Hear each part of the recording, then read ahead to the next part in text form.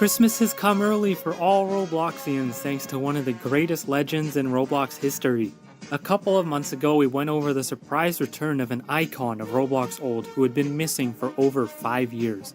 It was announced that Roblox legend Tinfoil Bot was going to return in December, and well, it's December, and he's back, baby, ya heard? And he's not only just back, he's back with a brand new version of one of Roblox's most classic Christmas games that's unbelievably sick. For those new to Roblox, Tinfoil Bot is a YouTuber, developer, designer, hero, and many other things who was one of the most famousest Roblox users of his era. He joined Roblox in 2011, which is before a lot of Roblox players nowadays were even born, which is crazy to think about. Although known for many things, he was very well known for chasing his enemies off of Roblox by reporting them, thus deleting them from Roblox.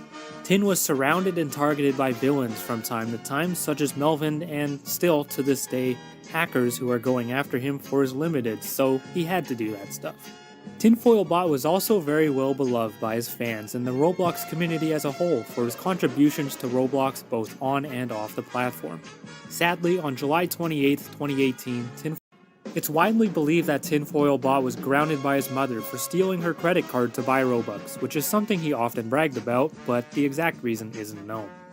Aside from a brief reappearance in 2019, Tinfoil Bot had been missing in action for 5 years up until this October when he announced he'd return in December, and now he's back. A couple days ago, I was browsing Roblox when I saw this ad and I immediately knew who it was by and what it was for. Tinfoil Bot has made his triumphant return to Roblox and has released a massive update for one of his classic games just in time for the Christmas season. The classic Roblox Christmas game Santa's Boat Ride has returned with a major facelift that has brought it to life even more. And I'm gonna tell you this straight up, this game is absolutely fantastic, and not only because it's amazing, but because I make an appearance. I'm not going to spoil too much of the game because I want y'all to experience it for yourself, but I will tell you that it's a jolly old time for sure. It features high quality production with high quality animations, voice acting, soundtracks, a beautifully written story, and phenomenal visuals. Santa's Boat Ride immerses you in the Christmas spirit as you go along and take in the Christmas landscape alongside Santa, Rudolph, and Frosty the Snowman. The gameplay is very enjoyable and features the WP system in which you collect points to unlock new areas, toys, level yourself up, and more. Once you complete the story mode, you're given access to the Explore mode, which allows you to explore the maps with other players to find all kinds of secrets. If you're familiar with Tinfoil Bot games, you know that Easter eggs are everywhere in them, and this game is no different. There are so many secret areas and badges to unlock. For example, there has to be my surprise cameo in it.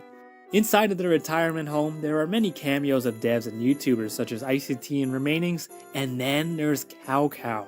There's a beautiful MSP rendition of a relaxed Cow Cow Man thing it, embracing the holiday cheer for all players to see. Honestly, to be in the game from someone so powerful, historic, and influential is a dream come true and nothing. So to be get caught by his mom and his gift of tin, not be up there as one of the most important users in the history of Roblox, so to be featured in his game is seriously a true honor. Roblox may not be doing anything for the holiday season this year, but the Roblox community has been blessed with the gift of tin. Hopefully Tinfoil Bot doesn't get caught by his mom and no hackers get to him because he's the hero Roblox needs right now. The game is honestly so much fun and I know y'all will love it, so it's linked below in the description.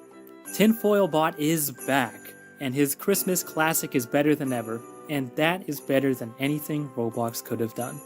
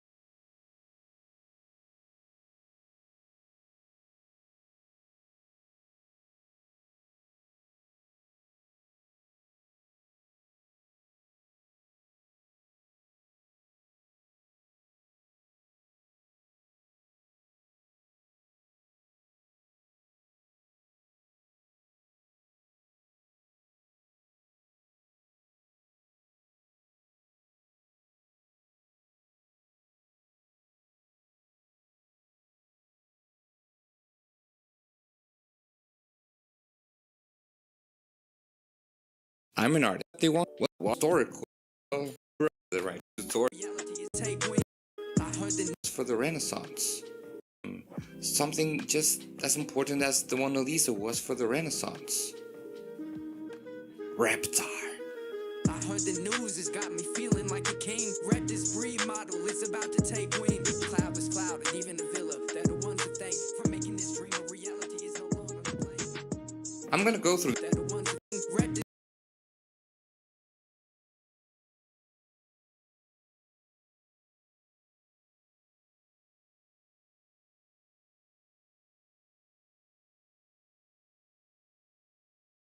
breed model, is reality. Is no longer a play.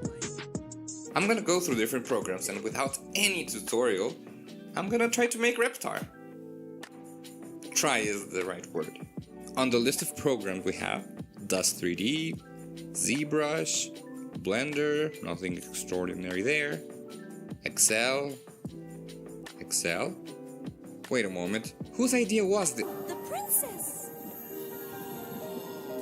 She's beautiful. Okay, so let's start this.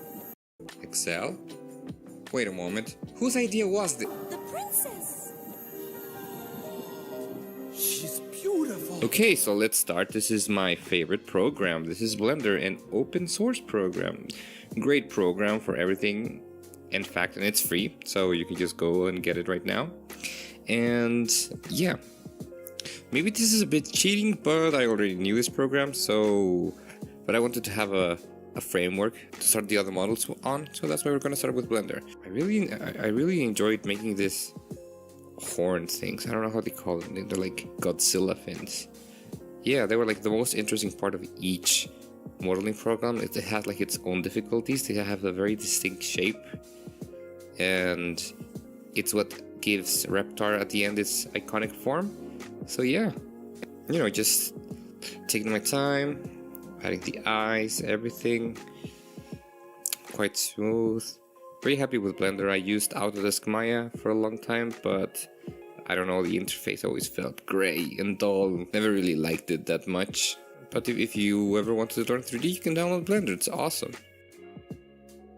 It was not so hard. It took a little bit of time. I wanted to make it as precise and as low poly as possible, but also have a little bit of smoothness to it. Also, I didn't want to complicate myself too much with the texturing, so I just added basic materials, nothing too fancy. And as you can see at the end, I added a little bit of light, then the result is not too bad. Not too bad for Blender. Yeah, I think I exceeded a little bit of the time here, but I'm quite happy with the result. Very nice. So, let's go on to the next one. ZBrush. Now, ZBrush, maybe I'm cheating a little bit again, but I have used ZBrush in the past a few years ago, but I don't count it because I never really dominated it. In fact, I was so lost here. I was so confused. I couldn't. I was so confused. I couldn't remember the keys. I couldn't move around.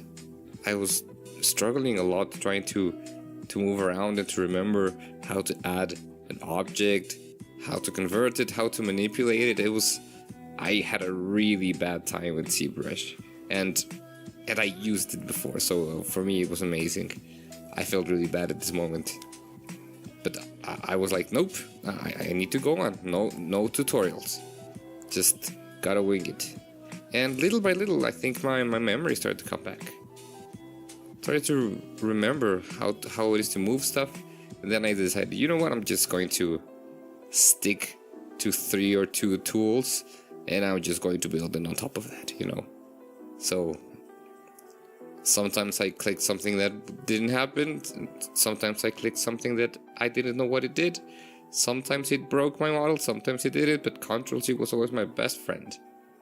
I really wanted to give this model a little bit more of a realistic kind of feeling. Yeah, but at this point I was really enjoying myself. I was in my safe spot. I was putting clay, taking out clay, carving in, carving out. Wanted to make some shapes. want to give him a little bit of a smile. Then I saved it. And then I had this horrible ghost in front. I had no idea how to take it. And I knew there was a button. I knew there was something I had to do. But I just clicked so much to everywhere. And then I asked a friend. And he told me, oh, just click this. And then I clicked it and everything went back to normal. So I was like, great. So I kept modeling. Added the teeth, the eyes.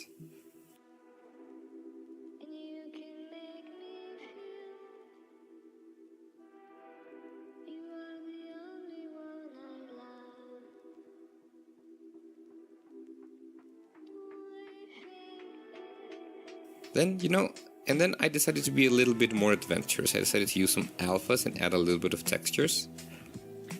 Kind of pushing the realism in this Reptar. And even more, after that I decided I should add a little bit of color. And not too bad, the final result's actually pretty decent for somebody who was struggling a lot with ZBrush. And we started with Blockbench. You can download it, but I used it on the browser.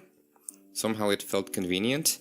And I was very surprised with this program. I've never used it and it just felt so intuitive. I just started making cubes and move them and adding colors, and I could just add the texture right in the beginning, and I could extrude very easily. I really fell in love with this program. It was very fun. It had this kind of like low poly kind of vibe, and it gives you limits, and I think that kind of pushes your creativity. So I was trying to work around these limits. I was trying not to use the things that I would use in Blender, for example, but at the same time I tried to go with the philosophy of the program, kind of low poly, blocky style models. So I was really pushing forward. I was adding, taking away, scaling, and it's free too. I struggled a little bit with the texture because it was creating holes, but I fixed it. Fixed it little by little. And the texturing part, man, the texturing part was awesome. I never thought I would enjoy texturing something so much as I did with this Reptar. Anyway, just kept adding cubes, making the teeth, making the tongue. Just everything felt pretty natural at this moment. Some little bugs there with the mirroring, but everything felt pretty nice. And I was seeing my blocky masterpiece almost there. I was very happy about it. Then came the texturing part. And boy oh boy, I love the texturing part. Like just this kind of pixel, simple textures, and the way it just automatically creates the UVs. Amazing. I just rolled with it. I just added some shadows, some highlights. I just went with the flow. I didn't even know what I was doing. I just liked how it was. I just liked how it was turning out. I was having a lot of fun at this moment. And yeah, that's the result. I'm very proud of it. Very, very proud of it. I really like this one. I enjoyed using Blockbench a lot. Definitely going to go back to it. Now we move to Magica Voxel. Or Magica Voxel, I don't know how to pronounce it. This obviously gave me some memories of Minecraft, just blocking out. So that's how I kind of started to model. Like, I imagined myself if I was in a Minecraft game, and I was just like adding blocks and taking block and adding blocks. And I thought, well, I'm gonna get there eventually. Eventually I'm gonna find the form of Reptar. Pretty easy to use. I was quite surprised. Compared to ZBrush, they were quite intuitive, not gonna lie. At some point I saw there was a button to scale the whole mesh, to kind of like scale it out in the amount of cubes, and that really helped. It helped me simplify the entire model, so it was very convenient. So I decided to get the basic form there and then scale it back again to a bigger form so I could have more resolution and then refine it there. Also, I was kind of like coloring on the way, which was very nice, very easy. I probably think that's a better way to do it, but I was just like doing it on the go. This program even has its own rendering engine. It's awesome. I like it. I'm not sure if this is my style, but Reptar looks awesome. Nice program, very intuitive, very fun. Recommend it. Okay, next program, Dust 3D. Now, this, I saw it once in a YouTube channel, and I was confused. I didn't know what to make of it, so I decided, well, why not? It's a node-based modeling program, and it's more form Blender, for example. And then I asked a friend, and even more. After that, browser, and we used somebody who was struggling a lot with ZBrush. I'm going to go back to it. I was adding, taking away, trying to work on starting making cubes and move them and adding colors, and I could just add the texture right in the beginning, and I could extrude very easily. I really fell in love with this program. It was very fun. It had this kind of like low poly kind of vibe, and it gives you limits, and I think that kind of pushes your creativity. So I was trying to work around these limits. I was trying not to use the things that I would use in Blender, for example, but at the same time try to go with the philosophy of the program, kind of low poly, blocky style models.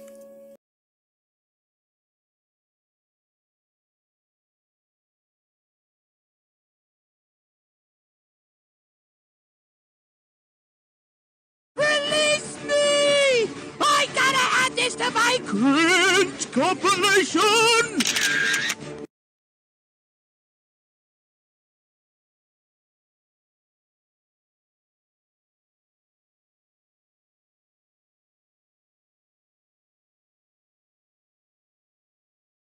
So I was really pushing forward. I was going, I was adding, taking away, scaling, and it's free too. I struggled a little bit with the texture because it was creating holes, but I fixed it. Fixed it little by little. And the texturing part, man, the texturing part was awesome. I never thought I would enjoy texturing something so much as I did with this Reptar. Anyway, just kept adding cubes, making the teeth, making the tongue. Just everything felt pretty natural at this moment. Some little bugs there with the mirroring, but everything felt pretty nice. And I was seeing my blocky masterpiece almost there. I was very happy about it. Then came the texturing part. And boy oh boy, I love the texturing part. Like just this kind of pixel, simple textures, and the way it just automatically creates the UVs. Amazing. I just rolled with it. I just added some shadows, some highlights. I just went with the flow. I didn't even know what I was doing. I just liked how it was. I just liked how it was turning out. I was having a lot of fun at this moment. And yeah, that's the result. I'm very proud of it. Very, very proud of it. I really like this one. I enjoyed using Blockbench a lot. Definitely going to go back to it. Now we move to Magica Voxel.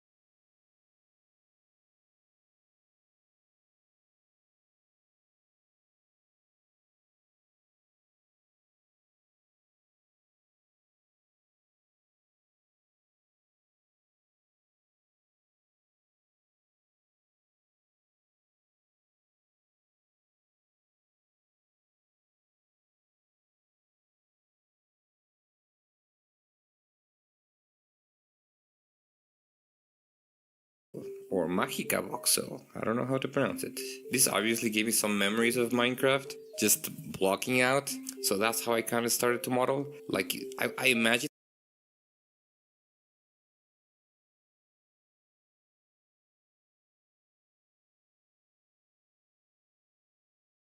Release me! I gotta add this to my cringe compilation!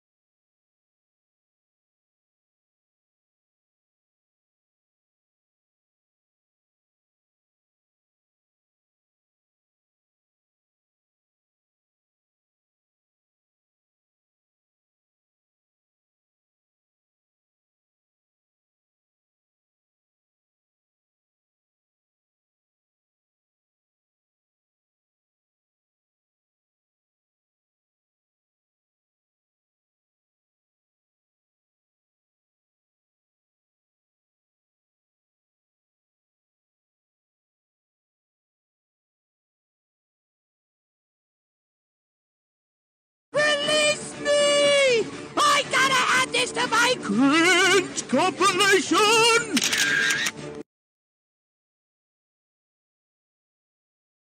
Release me! I gotta add this to my cringe compilation!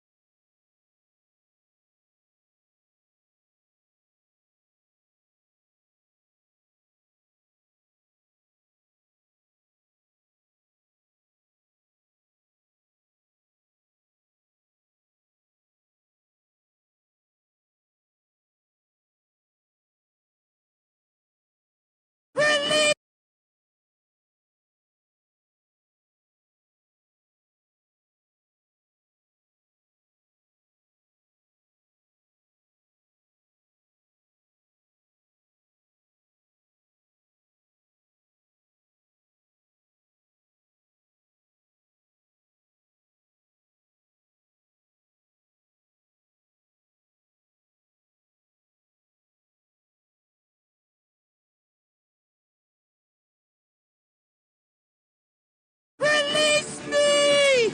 I gotta add this to my cringe compilation! Release me! I gotta add this to my cringe compilation!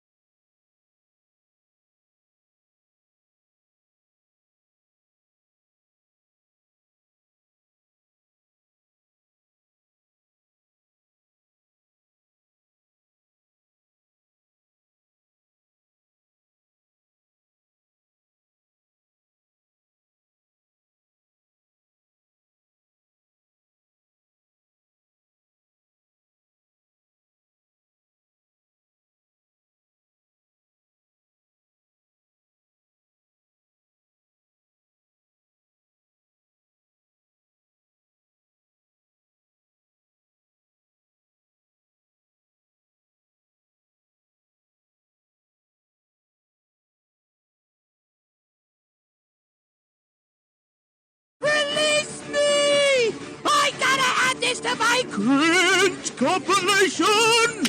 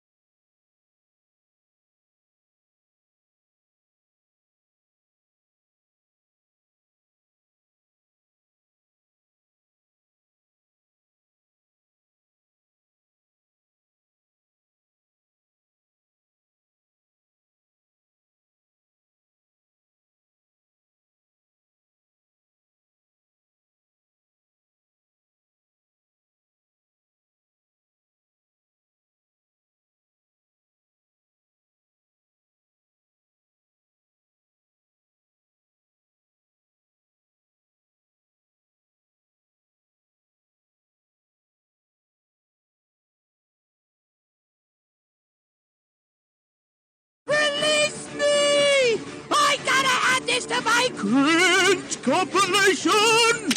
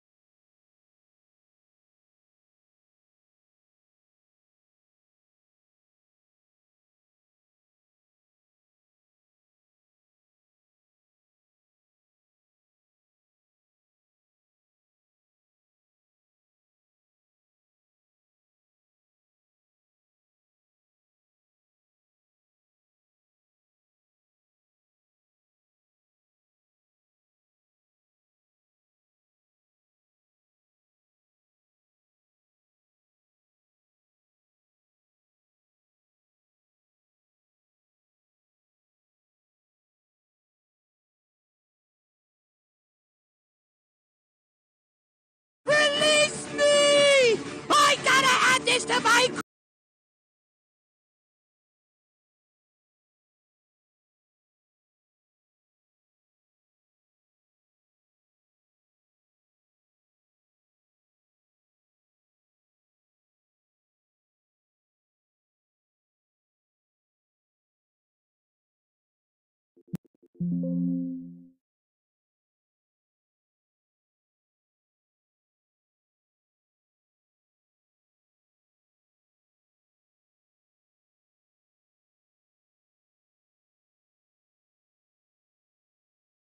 Release me!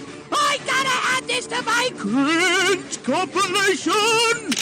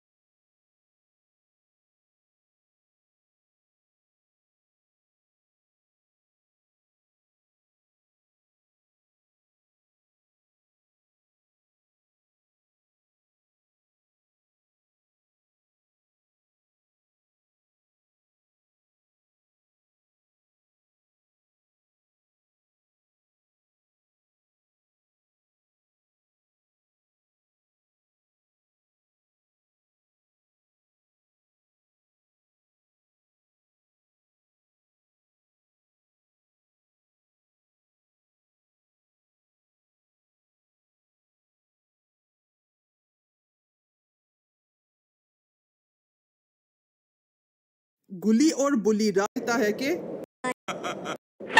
यार बुली कितने डरपोक हो तुम। हम कुछ देर में ही शहर में पहुंच जाएंगे।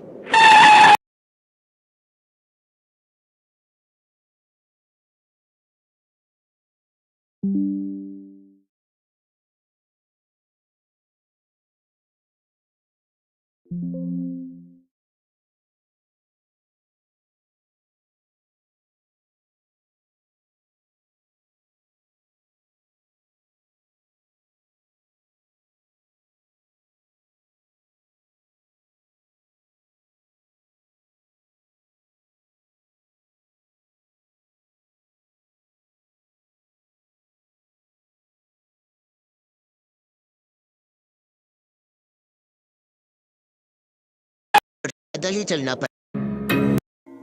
ऐसी ही आवाजें कि अचानक बुली को सामने वो देख चमकती हुई आंखें नजर तो ऐसी ही आवाजें आएंगी ना। कि अचानक बुली को सामने दो चमकती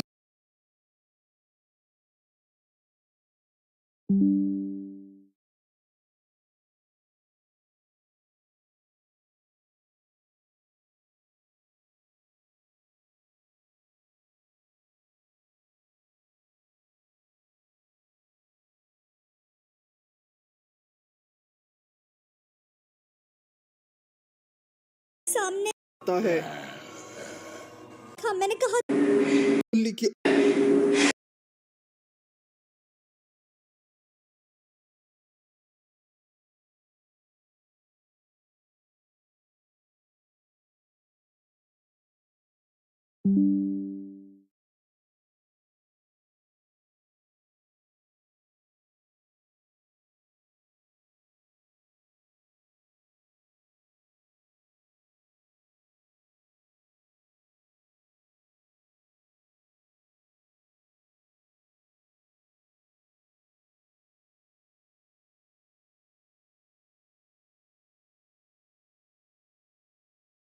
गिरता है।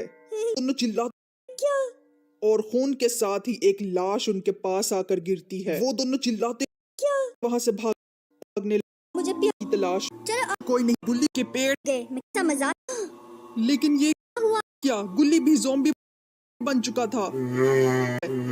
की तरफ धक कर गिरा छोड़ो छोड़ो है कि अचानक गुल्ली बुली पर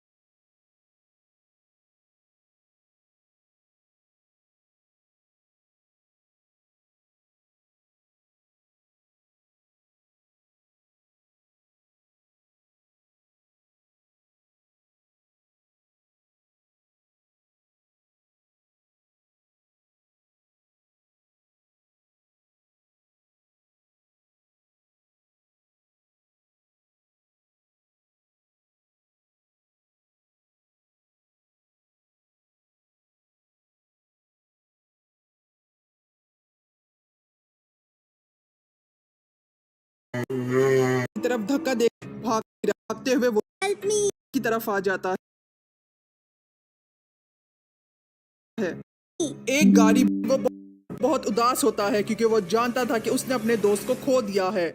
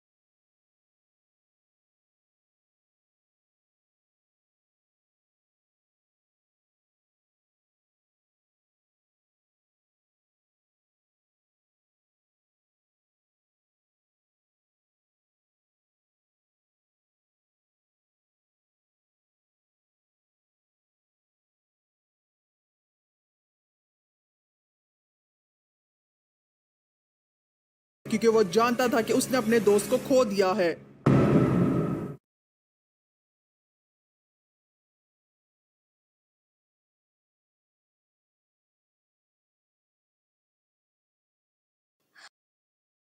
पर मेरे हस्ते नहीं, मेरी तो गां ही नस गई।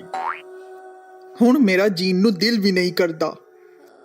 ਨੂੰ ओके तेज दूर नंबर विल भी ना मेरे मैं हुण रही थी ते पीछे मैंने बाद में ठीक हो गया था।